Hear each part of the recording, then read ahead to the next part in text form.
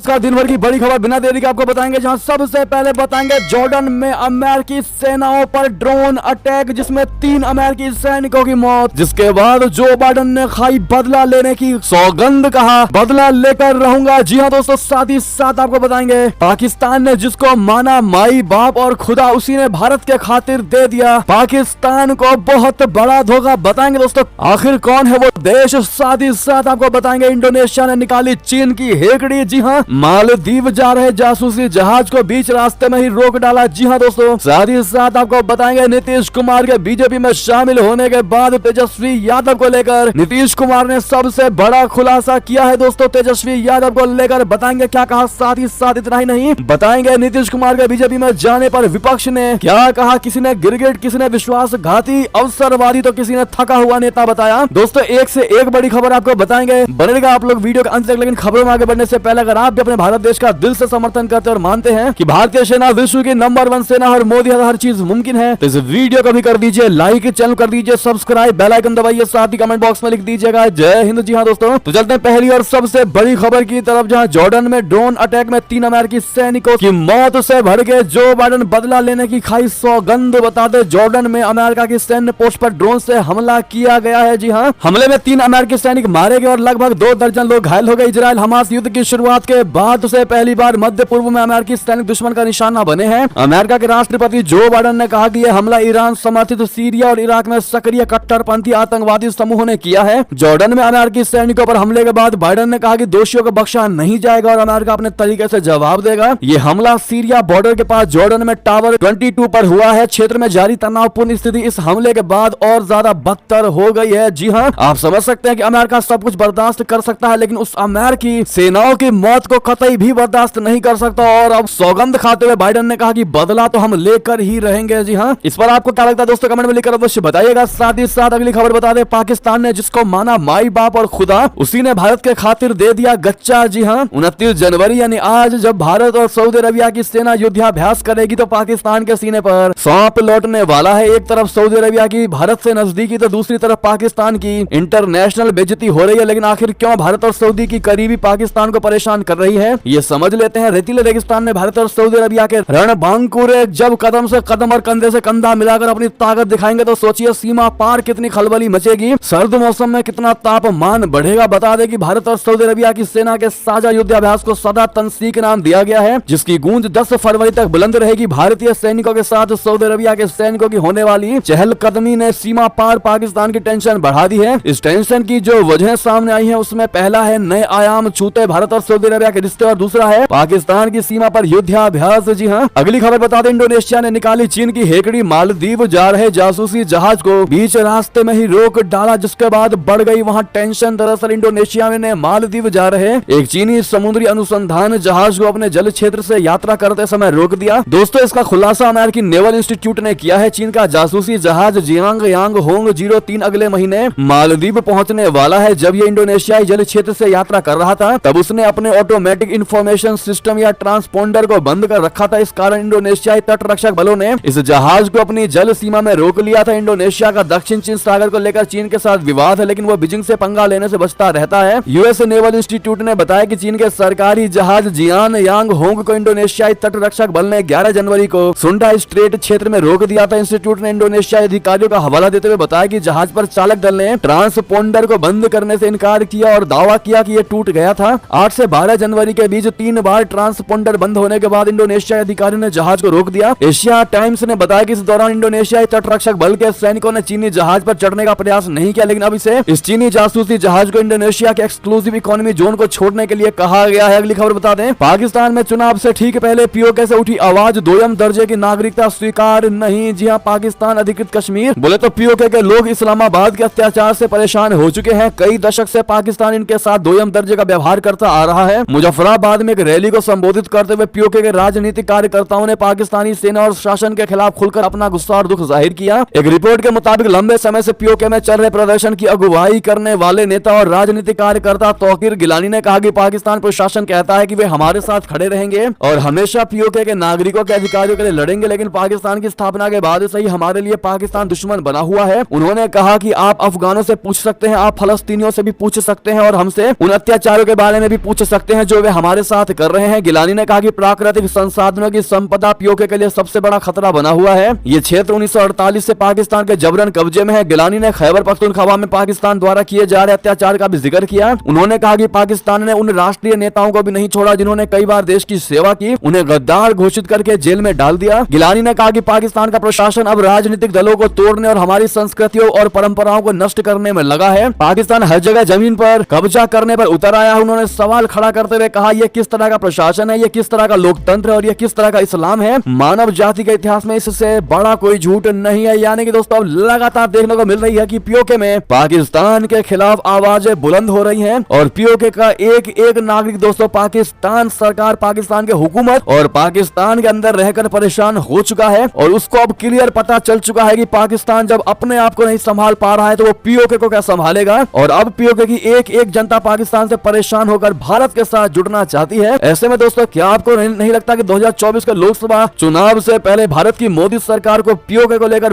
कोई बहुत बड़ा कदम उठाना चाहिए? अगर आप मानते हैं ऐसा होना चाहिए तो कमेंट में पीओके पर एक्शन होना चाहिए कमेंट में लिखकर अवश्य बताइएगा। देखते हैं कौन कौन ऐसा चाहता है। अगली खबर की बात करें जहां नवाज शरीफ की 1 लाख की टोपी पर मचा बवाल, बिलावल ने दी बहस की चुनौती। कैसा है पाकिस्तान में चुनावी माहौल बता दें। पाकिस्तान में 8 फरवरी को आम चुनाव होने हैं। इसको लेकर नेताओं का चुनाव प्रचार जोरों पर है, लेकिन इस दौरान कुछ विवाद भी उठ रहे हैं। दावा किया जा रहा है कि पाकिस्तान के पूर्व प्रधानमंत्री नवाज शरीफ ने ननकाना साहिब में अपनी हालिया रैली के दौरान 1 लाख पाकिस्तानी रुपए से ज्यादा कीमत की टोपी पहनी थी। इसको लेकर सोशल मीडिया पर उनकी खासी आलोचना हो रही है। उधर पाकिस्तान पीपल्स पार्टी के चेयरमैन बिलावल भुट्टो जरदारी ने पाकिस्तान मुस्लिम लीग नवाज के प्रमुख शहबाज शरीफ की चुनौती स्वीकार कर ली है। बिलावल भुट्टो ने 3 बार प्रधानमंत्री रहे नवाज शरीफ को बहस के लिए आमंत्रित किया है। बिलावल भुट्टो इससे पहले भी नवाज को 8 फरवरी से पहले कहीं भी बहस करने की चुनौती दे चुके हैं ताकि मतदाताओं को फैसला लेने में कोई दिक्कत न हो। दरअसल पाकिस्तान के कई इंटरनेट यूजर्स ने दावा किया है कि पूर्व प्रधानमंत्री नवाज शरीफ जब पंजाब प्रांत के ननकाना साहिब में रैली को संबोधित करने पहुंचे तो उन्होंने 1 लाख पाकिस्तानी रुपए की कीमत वाली गुच्ची की हैट यानी टोपी पहनी हुई थी। दोस्तों इस रैली की खास बात सिर्फ नवाज की टोपी की कीमत ही नहीं थी, बल्कि कुछ यूजर्स ने बताया कि टोपी पर जो स्ट्रिप्स थी उसका रंग इमरान खान की पार्टी पीटीआई के जैसा है। जी हाँ, नवाज शरीफ की कथित 1 लाख पाकिस्तानी रुपए की टोपी पर विवाद ऐसे वक्त पर हुआ है जब देश में महंगाई 7वें आसमान पर है और ईंधन से लेकर बिजली तक की कीमतें आम आदमी की जेब से बाहर हो चुकी है। वर्ल्ड बैंक की रिपोर्ट के मुताबिक पाकिस्तान कोरोना महामारी के बाद तेजी से रिकवरी कर रहा था, लेकिन वित्तीय संतुलन के कारण वित्त वर्ष 2023 में इसमें रोका अटक गया। इसके बाद तो पाकिस्तान की स्थिति और बदतर होती चली गई। उसे अर्थव्यवस्था के मोर्चे पर एक के बाद एक कई झटके लगे हैं। अगली खबर बता दें, महाशक्ति का उदय हो रहा है। जी हाँ, अदन की खाड़ी में भारतीय नौसेना के एक्शन पर क्या बोले डिफेंस एक्सपर्ट बता दें। भारतीय नौसेना की हाल की कार्रवाइयों ने दिखा दिया कि वो समुद्र में अपने देश के हितों की रक्षा करने में पूरी तरह से सक्षम है। कुछ दिन पहले ही एक व्यापारिक जहाज ने अदन की खाड़ी से गुजरते समय इमरजेंसी कॉल की थी। इस दौरान पास मौजूद भारतीय युद्धपोत INS विशाखापत्तनम ने तुरंत और प्रभावी कार्रवाई कर व्यापारिक जहाज मर्लिन लुआंडा की मदद की। भारतीय नौसेना के इस कदम की दुनिया भर के विशेषज्ञों ने तारीफ की। यह जहाज यमन के हुती विद्रोहियों के ड्रोन हमले का शिकार हुआ था। INS विशाखापत्तनम ने न सिर्फ मर्लिन लुआंडा पर लगी आग बुझाई बल्कि उसके क्रू की भरपूर मदद भी की। इस घटना में भारतीय नौसेना की त्वरित प्रतिक्रिया को विशेषज्ञों ने एक नई महाशक्ति का उदय बताया है। दोस्तों विशेषज्ञों ने कहा कि यह घटना जहां हुई उसी के पास जिबूती में विश्व शक्ति मनाने जाने वाले चीन का एक नौसैनिक अड्डा भी है, लेकिन चीन ने उस व्यापारिक जहाज से आई मदद की कॉल का कोई जवाब नहीं दिया। उस वक्त सिर्फ भारतीय नौसेना ने त्वरित प्रतिक्रिया दी और मौके पर पहुंचकर कार्रवाई की। यूरोप स्थित इतिहासकार और शोधकर्ता मार्टिन सॉर्ब्रे ने ट्विटर पर पोस्ट किया, भारत ने टेक ओवर कर लिया, महाशक्ति का उदय हो रहा है, चीन की चापलूसी करना बंद करो। ब्रिटिश पत्रकार मार्क अर्बन ने भी इसे आकर्षक बताया कि अदन की खाड़ी और लाल सागर में संकट के लिए चीन नहीं बल्कि भारत खड़ा हुआ है। ऐसे में दोस्तों अगर आपको भी अपने भारतीय सेनाओं पर, भारत के नौसेना पर, पीएम नरेंद्र मोदी पर पूरा भरोसा है तो कमेंट में मेरा भारत महान जरूर लिखिएगा। अगली खबर बता दें, दक्षिण पश्चिम हिंद महासागर में सहयोग बढ़ाने पर सहमत हुए भारत और फ्रांस। जी हां, भारत और फ्रांस फ्रांसीसी द्वीप क्षेत्र ला रीयूनियन से किए जाने वाले संयुक्त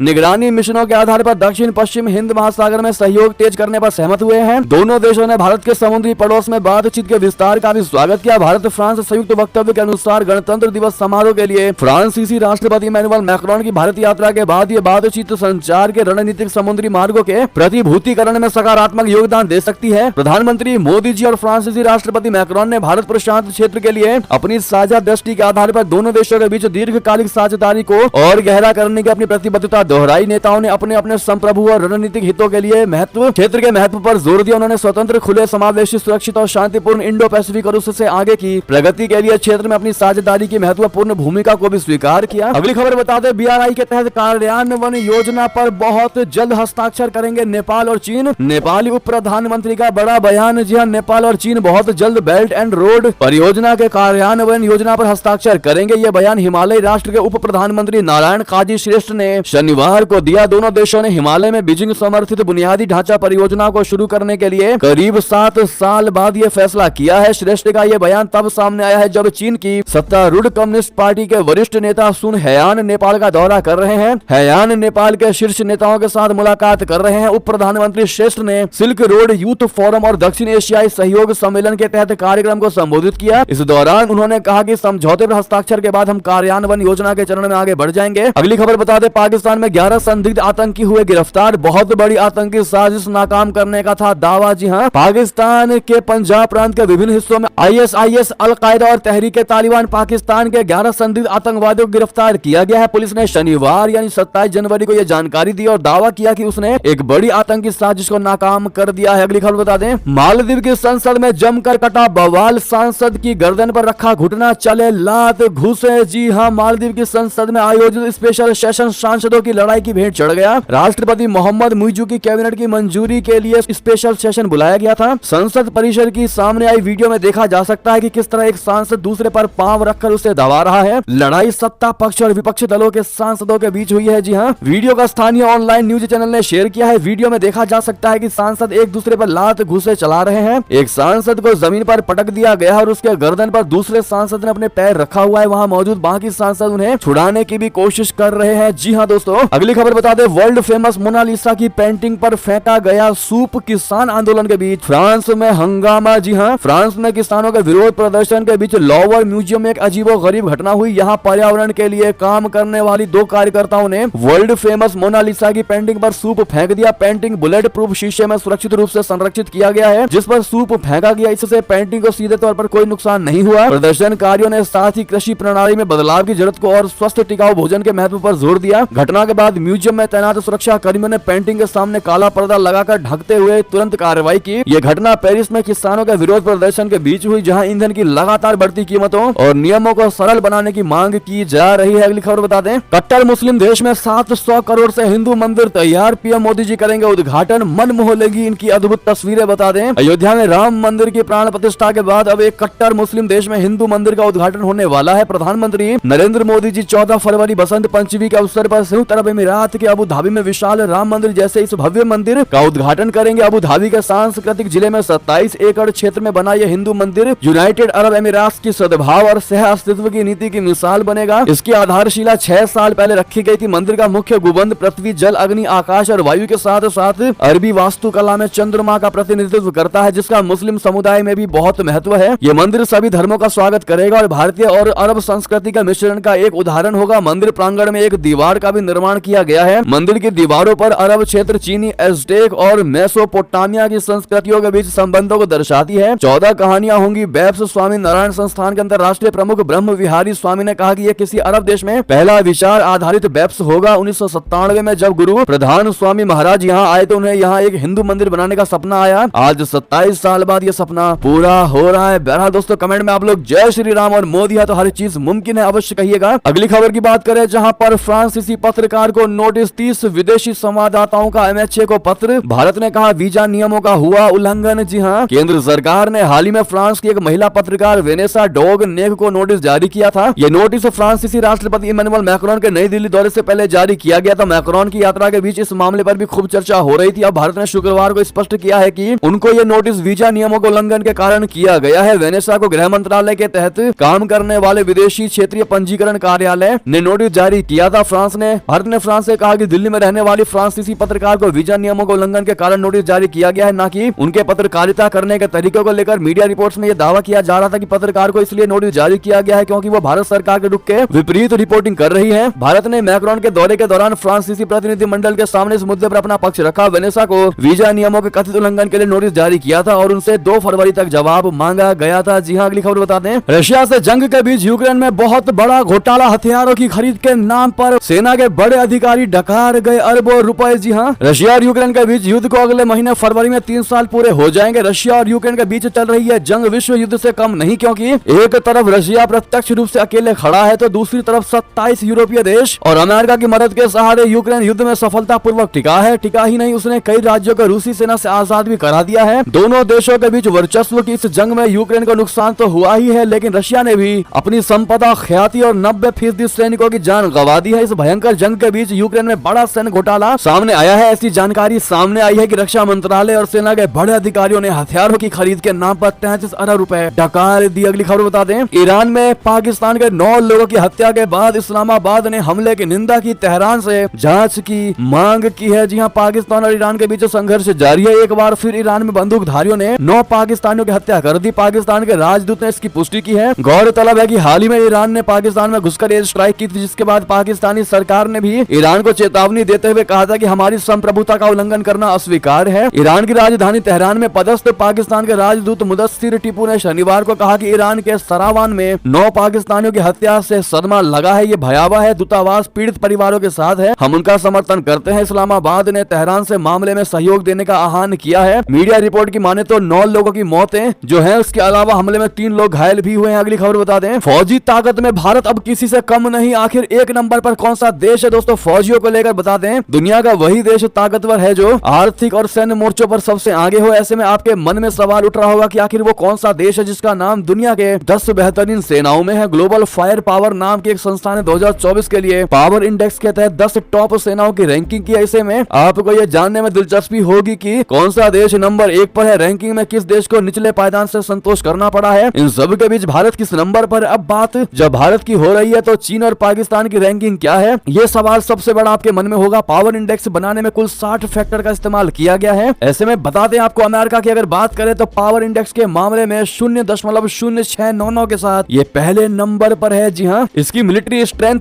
21,27,500 है। पावर इंडेक्स तय करने में मिलिट्री यूनिट्स, वित्तीय स्थिति और लॉजिस्टिकल क्षमता को शामिल किया गया है। वहीं दूसरे नंबर पर रशिया है। इस देश का पावर इंडेक्स 0.0702 है और इसकी मिलिट्री स्ट्रेंथ 35,70,000 है। जी हाँ, तीसरे नंबर पर चीन आता है दोस्तों, जिसका पावर इंडेक्स 0.0706 है और मिलिट्री स्ट्रेंथ की बात करें तो 31,70,000 है। तो चौथे नंबर पर दोस्तों अपना भारत है, जिसका पावर इंडेक्स 0.1023 है। अगर मिलिट्री स्ट्रेंथ की बात करें तो 51,37,550 है। भारत के पास सभी मोर्चों पर लड़ने की क्षमता है। पावर इंडेक्स के चयन में फौज के तीनों अंगों की ताकत का आकलन किया गया है। जी हाँ, 5वें नंबर पर साउथ कोरिया है, 6वें नंबर पर यूनाइटेड किंगडम है दोस्तों, 7वें नंबर पर जापान है, 8वें नंबर पर तुर्की और 9वें नंबर पर क्या लगता है दोस्तों आपको कौन सा देश हो सकता है? जी हाँ दोस्तों, बिल्कुल सही सुना, सोचा आपने। 9वें नंबर पर पाकिस्तान ही है। जी हाँ, और 10वें पर है इटली। बहरहाल दोस्तों, किस किस को ये लगता है कि अपना भारत नंबर 1 पर जल्द ही आ जाएगा तो कमेंट में इंडियन आर्मी बेस्ट आर्मी जरूर कहिएगा। अगली खबर की बात करें, जहां तेजस्वी यादव कुछ नहीं करते थे, मैं वहीं वापस आया जहां था। फिर सीएम बनते ही बदले नीतीश के तेवर, इंडिया पर भी खूब बरसे। जी हाँ, बिहार में नीतीश कुमार एक बार फिर से भाजपा के सपोर्ट से मुख्यमंत्री बन गए हैं। उन्होंने 9वीं बार बिहार के मुख्यमंत्री पद की शपथ ली। बिहार के बदलते सियासी बयार के बीच आरजेडी नेता और बिहार के पूर्व मुख्यमंत्री तेजस्वी यादव ने नीतीश कुमार पर निशाना साधा था। रविवार शाम तेजस्वी यादव ने कहा कि जेडीयू 2024 में खत्म हो जाएगी। तेजस्वी यादव के इस बयान का जवाब देते हुए नीतीश कुमार ने कहा कि तेजस्वी यादव कुछ नहीं कर रहे थे। रविवार को एएनआई से बातचीत में नीतीश कुमार पर निशाना साधते हुए तेजस्वी यादव ने कहा कि जेडीयू 2024 तक खत्म हो जाएगी, राजनीतिक दल के रूप में अस्तित्व समाप्त हो जाएगा जेडीयू का। उन्होंने राज्य में और राजनीतिक घटनाक्रमों का भी संकेत दिया और कहा कि खेल अभी शुरू होना बाकी है। नीतीश कुमार को थका हुआ सीएम बताते हुए पूर्व डिप्टी सीएम तेजस्वी यादव ने कहा कि खेल अभी शुरू हुआ है, खेल अभी बाकी है। मैं जो कहता हूं करता हूं, मैं आपको लिखित में दे सकता हूं कि जेडीयू पार्टी 2024 में खत्म हो जाएगी, जनता हमारे साथ है। तो वहीं दोस्तों, अपने शपथ ग्रहण के बाद नीतीश कुमार ने पटना में संवाददाताओं के सवाल का जवाब दिया। नीतीश कुमार ने तेजस्वी यादव के बयान के बारे में पूछा गया, तब उन्होंने कहा कि हम बिहार के विकास और प्रगति के लिए काम करते हैं, हम यही करते रहेंगे। तेजस्वी कुछ नहीं करते थे, अब मैं वहीं यानी एनडीए में वापस आ गया हूं जहां पहले था और अब कहीं जाने का सवाल ही नहीं उठता। जी हां, तो वहीं नीतीश कुमार ने इंडिया पर भी निशाना साधा, इंडिया गठबंधन पर। नीतीश कुमार ने दिन में यह कहते हुए मुख्यमंत्री पद से इस्तीफा दे दिया था कि बिहार में सत्तारूढ़ महागठबंधन और विपक्षी इंडिया गठबंधन में उनके लिए चीजें ठीक नहीं चल रही हैं। इसी के साथ उन्होंने भाजपा के सहयोग से नई सरकार बनाने का दावा भी पेश किया था। लगभग 1.5 साल पहले उन्होंने भाजपा से नाता तोड़ लिया था। जी हाँ दोस्तों, तो वहीं किस नेता ने क्या कहा नीतीश कुमार के पाला बदलने को लेकर आपको बता दें। टीएमसी ने कहा नीतीश कुमार पाला बदलने के लिए जाने जाते हैं, इसमें कोई बड़ी बात नहीं है। टीएमसी ने कहा कि लोग ऐसी अवसरवादिता का माकूल जवाब देंगे। पार्टी के सांसद सौगत राय ने कहा कि नीतीश कुमार नियमित अंतराल पर पाला बदलने के लिए जाने जाते हैं। ये दुर्भाग्यपूर्ण है कि उन्होंने विपक्षी गठबंधन को छोड़ने का फैसला किया है, ये गठबंधन के लिए कोई झटका नहीं है। तो वहीं